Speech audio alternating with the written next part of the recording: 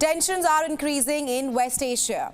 Israel has launched one of its most intensive airstrikes on Hezbollah targets in southern Lebanon since 2006. Well, at least 500 civilians have been killed. Meanwhile, Hezbollah has launched more than 200 rockets into northern Israel. The question right now is, how imminent is the risk of an all-out war? And what is the impact of cross-border fire between Israel and Hezbollah on a Gaza ceasefire deal? To talk more on this, we're now being joined by Lieutenant Colonel Mordechai Kedar, former senior IDF military intelligence officer.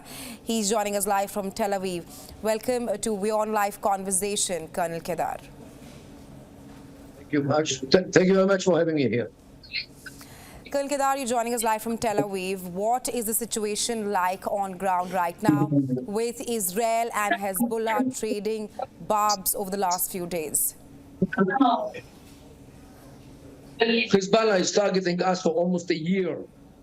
Day and night, they already launched on us thousands of missiles, rockets, and drones, killing dozens of Israelis and causing the exile of almost 80,000 Israelis from their homes, running away from their fire.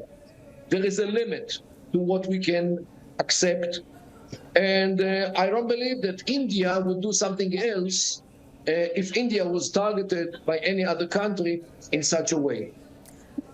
Colonel Kedar, just a few days ago, Prime Minister Modi did outline India's role in the war in West Asia, and India has rather emphasized on a peaceful path and the return of normalcy in Gaza, in Israel, and also in Lebanon as of now. I want to seek your assessment on the IDF's war preparedness at this point of time.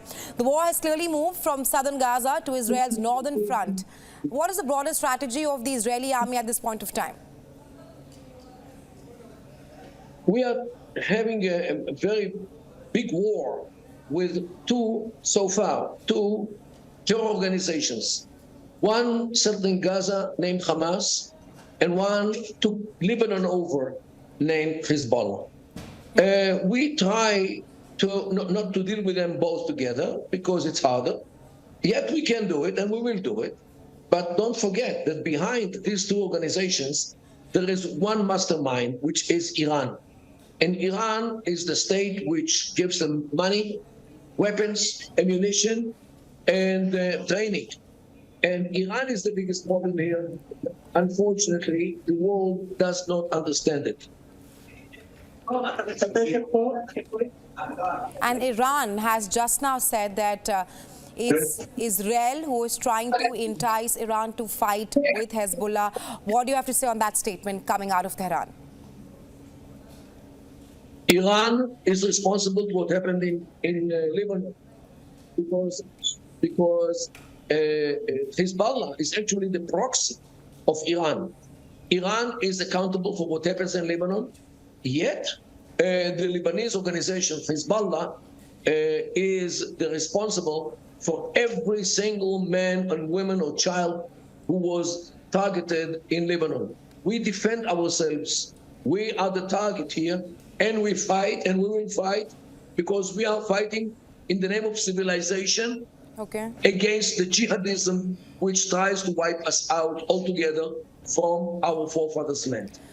Colonel Kedar, you speak of how that Israel is defending itself at this point of time. Just to bring some numbers here, around 500 civilians have been killed in Lebanon in the past 24 hours. While Netanyahu has said that the war is not against Lebanon, but against Hezbollah. What do you have to say on the rising number of death toll in Lebanon currently? No, don't get mistaken.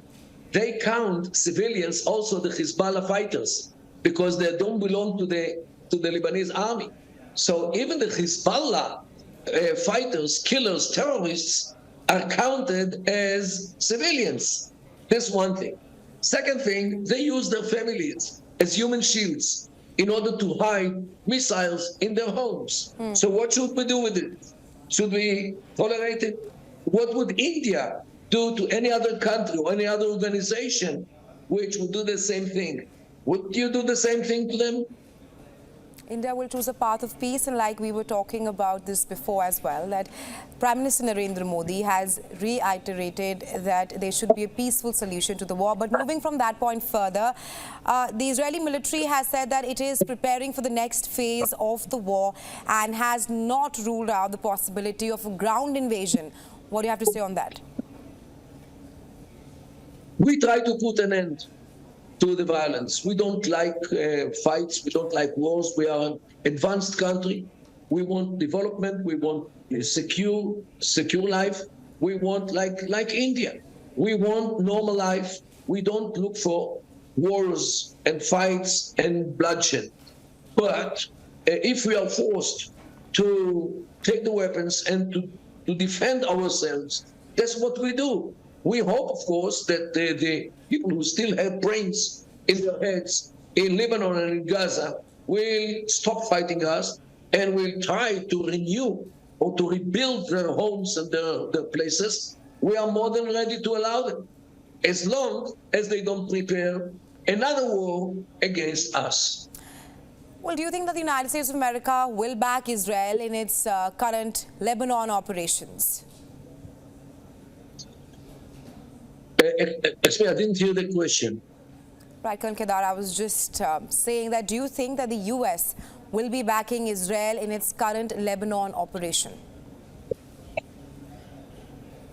So far, the United States of America is very significantly behind us, because the Americans, even those who wouldn't support Israel in every case, they understand the nature of this fight which we are fighting now.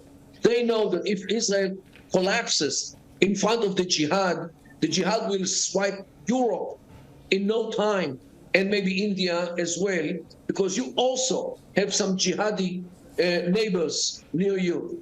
And if they succeed to get rid of Israel, the jihadism will overwhelm the Islamic world, and it will push them forward to continue on other continents and other states, on other cultures. And this is actually what Israel is fighting together today, fighting for the civilization against jihadism.